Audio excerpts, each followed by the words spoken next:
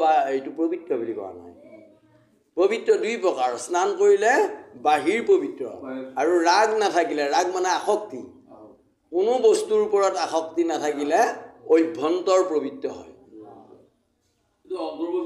হয়, অন্তৰ পবিত্ৰ, এইটো অন্তৰ পবিত্ৰ হয়। এই দুটা দয়া, সকলো জীৱকে, সকলো দেহীকে, সকলো প্ৰাণীকে সমানভাৱে মৰম স্নেহ যদি কৰিব পাৰে, পুত্ৰক যিদৰে মৰম, শত্ৰুটো যদি সেইদৰে মৰম কৰিব পাৰে, তেনেহ'লে গীতাশাস্ত্ৰই বা ধৰ্মশাস্ত্ৰই তাকে কি বুলি কৈছে? দয়া। সেইটো হৈছে দয়া। আৰু ক্ষমা, ক্ষমা বুলি কোৱাৰ লগে লগে আমি পোনে পোনে আজিলৈ তোমাক মই এইটো ভুলৰ কাৰণে এইবাৰলৈ ক্ষমা কৰি দিলোঁ, আগলৈ আৰু এনে কাম নহয়। এইটো ধৰ্মশাস্ত্ৰই বা গীতাশাস্ত্ৰই আধ্যাত্মিক দিশত ক্ষমা বুলি কোৱা নাই। ক্ষমা এইটোক বুলি কৈছে, গালি, পৰাভৱ, নিন্দা বা তিৰস্কাৰ, এইবিলাক মনৰ যিবিলাক অকপট ভাৱ, এইবিলাক সহজতে যিয়ে মনৰ পৰা ত্যাগ কৰিব পাৰিছে তেওঁকহে ক্ষমা বুলি কৈছে।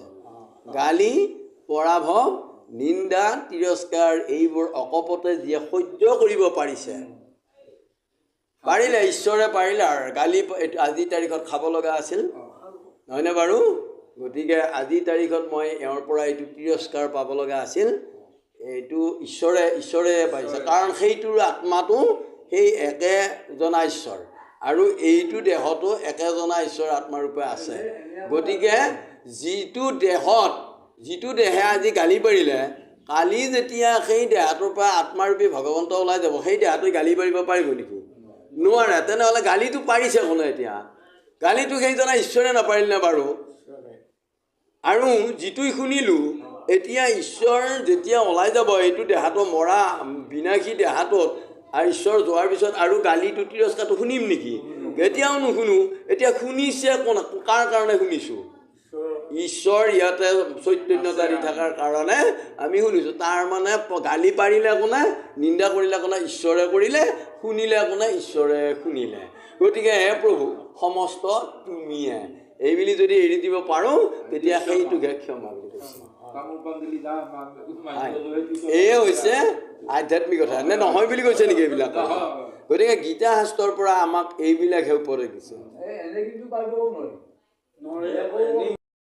মোৰ ভিতৰত থকা যিটো আত্মাৰূপী ভগৱান, এইটোক আমি দেখা নাই। কাৰণ আমাক আকাশত সূৰ্যটো আছে, সদায়ে আছে, কিন্তু কলীয়া ডাৱৰে ঢাকি থকাৰ কাৰণে সূৰ্যটো আমি দেখা নাই।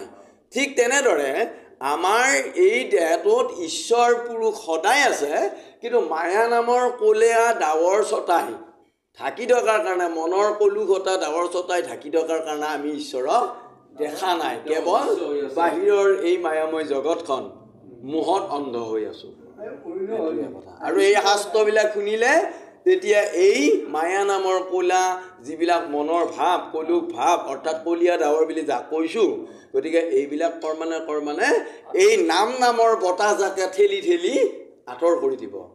এই নামৰ বতাহজাকে যেতিয়া আপোনাৰ মনৰ পৰা ডাৱৰ ছটা ঠেলি দিব, তেতিয়া হৃদয়ত থকা সূৰ্যৰূপী ঈশ্বৰক আপুনি মই থিততে দেখা পাম। এৰা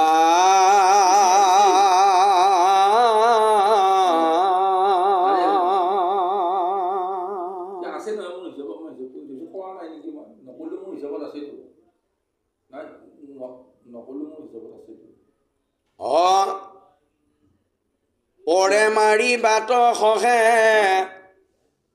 নাহি কষ্ট মন, তাক ক্ষমাৱন্ত বুলি কহে সৰ্বজন। কোনোবাই মাৰিলেও আপোনাৰ যদি মনত কষ্ট অনুভৱ নকৰে, সেইজনকহে ক্ষমাৱন্ত বুলি কৈছে। এই যে আগতে ক'লোঁ, কোনোবাই গালি পাৰিলেও আপুনি যদি এইটো গালি বুলি ভাবিব নোৱাৰি হাঁহি মাৰি দিব পাৰে, এইটো আজিৰ তাৰিখত মোৰ প্ৰভু ভগৱন্তই দিলে মোক, এইটো এটা কোনটা মোৰ পাব লগা আছিল, দিলে। সেইকাৰণে হৈছে পৰে মাৰিবাতো সহে নাহি কষ্ট মন, তাকো ক্ষমাৱন্ত বুলি কহে সৰ্বজন। তাৰমানে নিন্দা তিৰস্কাৰ গালি বা মাৰ কিল এইবিলাক যদি সহ্য কৰিব পাৰে, সেইজনে ক্ষমাৱান। মন বুদ্ধি অৰ্পি মুত কৰিলে নিশ্চয় সেই ভক্তি সখী মোৰ প্ৰিয় বাতিশয়। সেইটোহে প্ৰকৃত ভক্তি আৰু সেই মনৰ ভাৱৰ ভক্তিটোকে মই অতি ভাল পাওঁ। কদাচিতো প্ৰাণীক উদ্বেগ নকৰ তাহাৰ জানিবা কাহাতো নাহি ভয়। সেইজন ভকতে যিজন ভকতে এনেদৰে যিটো জীৱই এনেদৰে ঈশ্বৰক ভাবিব সেইটো জীৱৰ কেতিয়াও কোনো প্ৰাণী কোনো জীৱ জন্তুলে ভয় নাথাকে, ভয়যুক্ত ভাৱনা নোপজে, তাৰমানে নোপজে।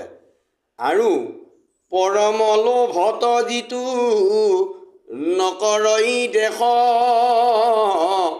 আপোনাৰ লাভ ভুইলে নকৰে হৰিষ। আৰু অতিমাত্ৰা লোভ লাগি যিটো কাকো হিংসা নকৰে, যিজন ভকতে নিজৰ লোভৰ কাৰণে আনৰ অন্যায় বা আনক হিংসা নকৰে, আপোনাৰ আৰু সেইজন ভকতৰ নিজৰ লাভ হ'লেও মনত যেতিয়া আনন্দ নকৰে, যি দিছে ঈশ্বৰে দিছে, যি নিছে ঈশ্বৰে নিছে এইবুলি এৰি দিব। ভয় উদ্বেগ দুয়ো কতো নথাকয়, ভয়ো নাই আৰু সেই ভয়যুক্ত ভাৱনাৰ পৰাও মুক্ত। ভয় ত্ৰাস হোৱে যেবে উদ্বেগ বোলাই। গতিকে ভয় আৰু ত্ৰাস মানে সংকট মানে ভয়টোতো লাগিলে সেই ভয়টোৰ পৰা যিটো কঁপনি আহিবই নেকি, মৰিমে নেকি, এই যিটো ভাৱ এইটো ত্ৰাস বুলি কৈছে। কি কৰিম কি নকৰিম মানে উত্ৰাউল চঞ্চল যিটো ভাৱ সেইটো ত্ৰাস। কাহাতো অপেক্ষা নাহি ঈশ্বৰত পৰে উদাসীন ৰূপে কাৰ্য কৰে নিৰন্তৰে সেই গোট ভক্তি মোৰ প্ৰিয় অতিশয় গুচিল সংসাৰ ব্যথা যত দুখ সয়। কাহাতো অপেক্ষা নাই ঈশ্বৰত পৰে, কাকো তেওঁ বেলেগ বুলি মালিক বুলি ভাবা নাই, কেৱল যি কৰাইছে ঈশ্বৰে কৰাইছে, যি দিয়ে ঈশ্বৰে দিব। উদাসীন ৰূপে কাৰ্য কৰে নিৰন্তৰে, তেওঁৰ উদাস, সংসাৰৰ প্ৰতি দেহৰ প্ৰতি তেওঁ আকৃষ্ট নহয়, তেওঁ ঈশ্বৰৰ ওপৰতে সমস্ত অৰ্পণ কৰিছে যিকোনো মুহূৰ্তত। সেই গোটা ভক্তি মোৰ প্ৰিয় দেহ, তেনেকুৱা ভকতৰ ভক্তিহে মোৰো অতিকে প্ৰিয়। কি গুচিল সংসাৰৰ ব্যথা যথ দুখ ছয়। গতিকে সংসাৰৰ এই যিবিলাক মৰম, দেহৰ ধন জন ঐশ্বৰ্যৰ যিবিলাক স্নেহ মৰম, এইবিলাকৰ পৰা মৰমৰ কাৰণে আমি দুখ অনুভৱ কৰোঁ। সন্তানটোক অতিকে মৰম কৰাৰ কাৰণে তাৰ যেতিয়া অসুখ আজাৰ হ'ব তেতিয়া মাতৃৰ বা পিতৃৰ অতিকে দুখ আৰু বেদনা জন্মায়। গতিকে অতিকে মৰম কৰা দৰকাৰ নাই, যি কৰাইছে ঈশ্বৰে কৰাইছে, লগত থাকি ৰোগ ব্যাধি বা সংকট এইবিলাক তেওঁৱে কৰাই আছে। গতিকে সেইকাৰণে ঈশ্বৰত অৰ্পণ কৰক, মৰম নকৰি দুখ নকৰি সেইখিনিৰ পৰিৱৰ্তে ভক্তি কৰক ঈশ্বৰত, তেতিয়া অনৰ্গল সন্তান ভাল হ'ব। তাৰ সেইটো প্ৰাপ্য কৰ্মৰ ফল সেইটো। তাক বুলি দক্ষ সৰ্ব কাৰ্যত নিপুণ। গতিকে এনে মনোভাৱৰ ব্যক্তি বা প্ৰাণী বা জীৱকহে দক্ষ, সৰ্বকাৰ্যত নিপুণ বা দক্ষ বুলি কৈছে। একো কালে তাহাৰ আলোচনা নাহি পুনো, তেওঁৰ বিষয়ে কোনো আলোচনা কৰিবলগীয়া থাকিবলগীয়া একোৱেই নাই। আৰু উদাসীন হৈয়া পাছে সৰ্বত্ৰ ভ্ৰময়, সেইজন সংসাৰৰ পৰা অনাকৃষ্ট হৈ সকলো ঠাইতে ভ্ৰমি ফুৰিব পাৰে। পুত্ৰ মিত্ৰ অৰি বন্ধু কাৰো পক্ষ নহয়, পুত্ৰকো অতিকে ভাল নাপায়, মিত্ৰকো অতিকে ভাল নাপায়, বন্ধুও কোনো নহয়, সকলোৱে বন্ধু, সকলোৱে পুত্ৰ, সকলোৱে মিত্ৰ, সকলোৱে পিতৃস্বৰূপ, কাৰো পক্ষ তেওঁ নাই। প্ৰিয় ভৈলে তাহাতোনো হয় আনন্দিত। কোনোবা যদি ভাল কাৰ্য, নিজৰ পুত্ৰই যদি ভাল কাৰ্য যশস্যা অৰ্জন কৰিছে তাতেও তেওঁ আনন্দ নকৰে। অপ্ৰিয়টো দেশ নকৰয় কদাচিত, তেওঁ যদি বদনাম ৰটিছে, বদনাম যদি কঢ়িয়াই নিছে তথাপিতো দুখ নকৰে। সেইটো তাৰ প্ৰাপ্য বস্তু ভগৱানে যি দিছে ভগৱানে দিছে তাক শোক নকৰয় ধন পুত্ৰ ভৈলে নাশ নপাইবাৰ বস্তুত নকৰে অভিলাষ টকা পইচাৰ বা নিজৰ পুত্ৰ মৰিলেও তেওঁ কিন্তু শোক নকৰয় আৰু তেওঁ যিটো বস্তু তেওঁ যদি তেওঁৰ প্ৰাপ্য হয় ঈশ্বৰে দিবই গতিকে মই অতিকে যত্ন কৰি কিয় মোৰ এইটো মোৰ নহয় কাৰণ আমাৰ নিচিনা গাঁৱলীয়া লোক এজনে অশিক্ষিত নতুবা কোনো বৃত্তিহীন লোক এজনে যদি এখন এৰোপ্লেনৰ মালিক হ'ব খোজে তেওঁ পাৰিব নেকি বাৰু অপ্ৰাপ্য তেওঁৰ সেইটো তেওঁৰ যোগ্য বস্তু নহয় গতিকে সেইটোক লৈ সেইকাৰণে কৈছে নপাইবাৰ বস্তুত নকৰে অভিলাষ এইটো মোৰ নহয়ে যেতিয়া মই এইটোৰ অধিকাৰী হ'ব নোৱাৰোঁ গতিকে মোৰ ইয়াত অভিলাষৰো দৰকাৰ লাভ নাই অশুভাশুভ পাপ পুণ্য দুইকো ত্যাগ কৰে ভাল বেয়া পাপ পুণ্য এইবিলাক মনৰ পৰা এৰি দিব পাৰিব লাগিব ঈশ্বৰৰ চৰণ মাত্ৰ কেৱল সুমৰে সদায় কেৱল ঈশ্বৰৰ চৰণ যুগলত স্মৰণ কৰি থাকক প্ৰভু পাপ হয় পুণ্য হয় তোমাৰ তাতে কাৰণ আমাৰ মাধৱদেৱে ঘোষাস্তত হৰিত শৰণ লৈয়া যিজনে সদা ৰাম নাম গাৱে হৌক বা সকাম নিষ্কামী তথাপি কলিৰ দুখে নপাৱে গতিকে জ্ঞানে বা অজ্ঞানে মাধৱৰ নাম যিজনে থাকৈ সুমৰি তাকে মোৰ বুলি হাতে অস্ত্ৰ ধৰি ৰাখিয়া ফুৰন্ত হৰি গতিকে আপুনি শাস্ত্ৰ জানিয়ে হওক বা নাজানিয়ে হওক কেৱল মাধৱৰ নামটো অনবৰত মাধৱ মাধৱ বুলি স্মৰণ কৰক কৃষ্ণ কৃষ্ণ ৰাম ৰাম হৰি হৰি বুলি স্মৰণ কৰক আপুনি জ্ঞানৰ ভিতৰত জানি কৰা কৰ্মৰ কিবা এটা ভুল হ'লেও তাতো প্ৰভু ভগৱন্তৰ দুখ নাজানি কৰাটোতো দুখ নধৰে কাৰণ যি কৰাইছে তেওঁৱে কৰাইছে অপুত্ৰত জুইমত বুদ্ধি শত্ৰুটো সিঠান সেই মতে সম হৈব মান অপমান সুখ দুখ শীত উষ্ণ দুইটো সমমতি পুত্ৰ দ্বাৰা গৃহত নাহিকে শকতি সুখ দুখ ঠাণ্ডা গৰম সমানভাৱে ল'ব পাৰিব আমাৰ দৰে মায়াত মোহিত জীৱবিলাকে কেতিয়াও এইটো কৰিব নোৱাৰে সুখ পালে আনন্দ লভিব দুখ পালে বেদনা উপভোগ কৰিব ঠাণ্ডা পালে কাপোৰ পিন্ধিব গৰম পালে ফেনৰ তলত বিচনীৰ তলত ৰ'ব কিন্তু এইজন ভকতৰ ঈশ্বৰ চিন্তাত আসক্ত হৈ থাকোঁতে তেওঁৰ কপালৰ ঘাম মাটিত পৰিলেও তেওঁ গমেই পোৱা নাই তেওঁৰ শৰীৰত যে গৰম লাগিছে একান্ত নিবিড়ভাৱে ঈশ্বৰ চৰণত ভক্তি কৰি ঘোষা বা নাম গাই থাকোঁতে পুমুহে জাৰত ফেৰফেৰীয়া বতাহ লাগিছে সুদা গাই আছে তেওঁ গমেই পোৱা নাই তেওঁ যে ঠাণ্ডা লাগিছে হয়নে গতিকে এনেকুৱা কথা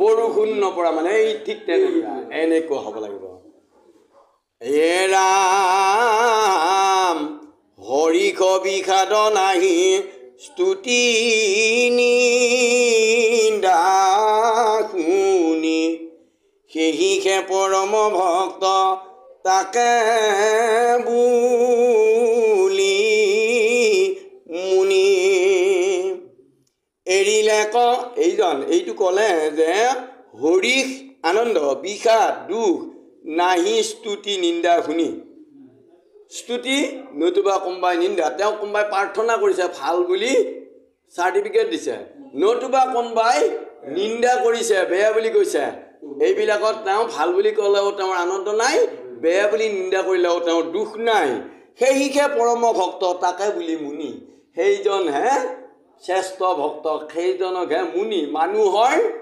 নৰৰ শ্ৰেষ্ঠজনক মুনি বুলি কৈছে মানুহৰ যিজন জ্ঞানৰ শ্ৰেষ্ঠ ধন দৌলতৰ শ্ৰেষ্ঠজনক নহয় জ্ঞানৰ শ্ৰেষ্ঠজনকহে মুনি বুলি কৈছে বুজি পাইছেনে মুনি বুলি সেইজনহে নৰ উত্তম মুনিসদৃ এৰিলে যত হব বিষয়ৰ সংগ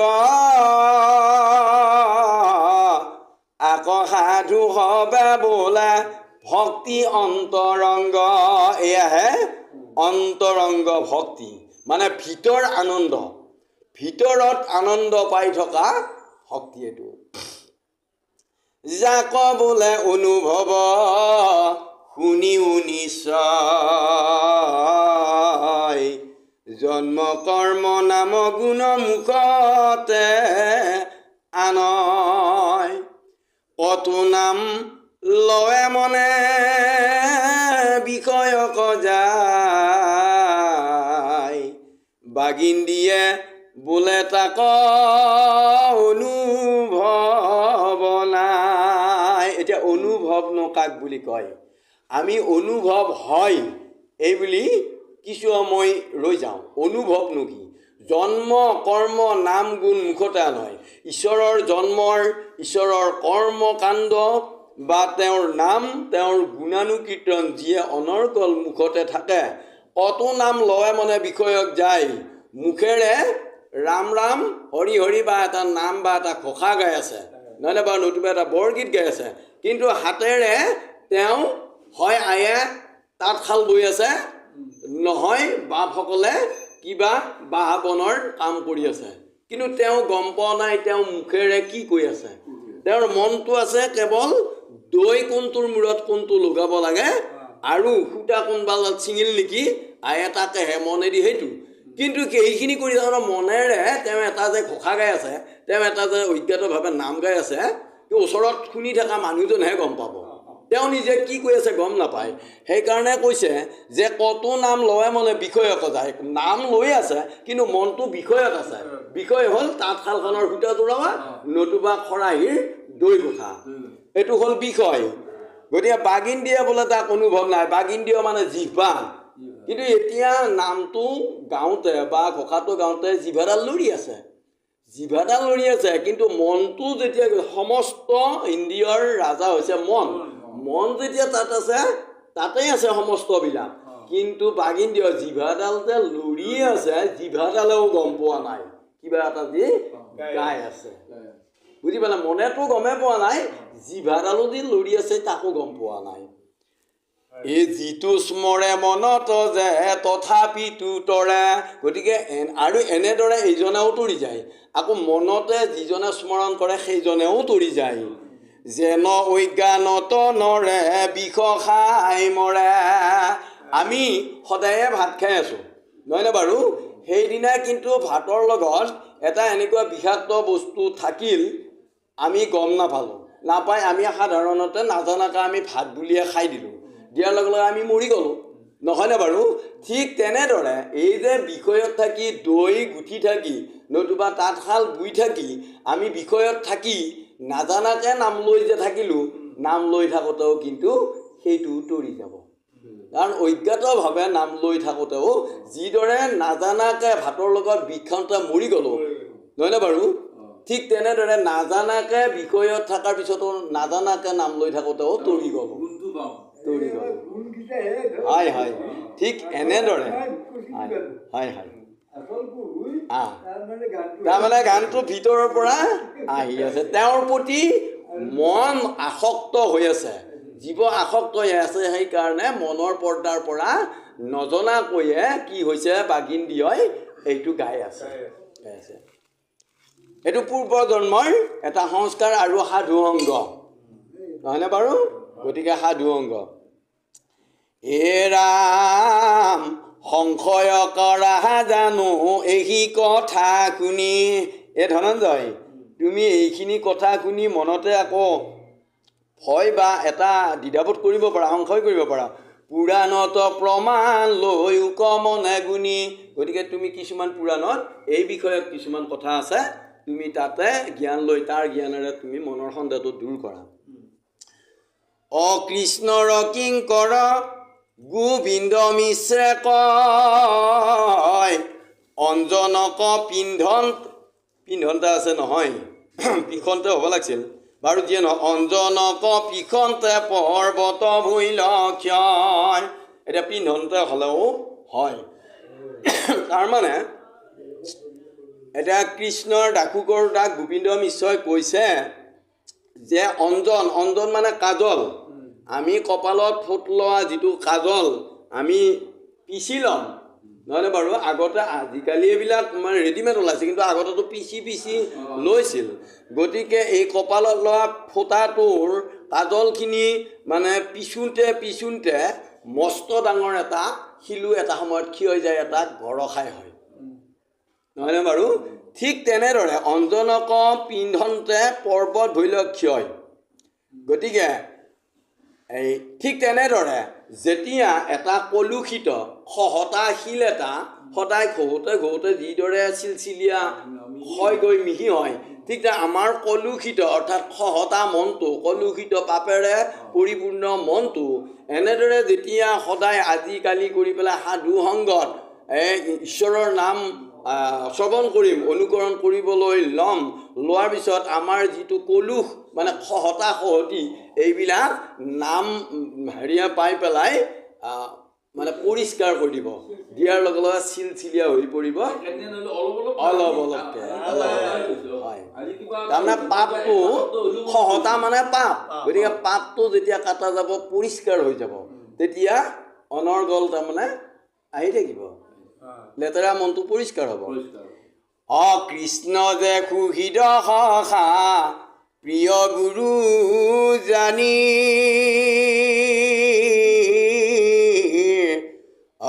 ৰাম কৃষ্ণ বুলিও বাণী, ৰাম হৰি ৰাম ৰাম ৰাম। কৃষ্ণয়ে সুহৃদ সখী, সকলোতকৈ প্ৰিয় গুৰু। গতিকে এই কথা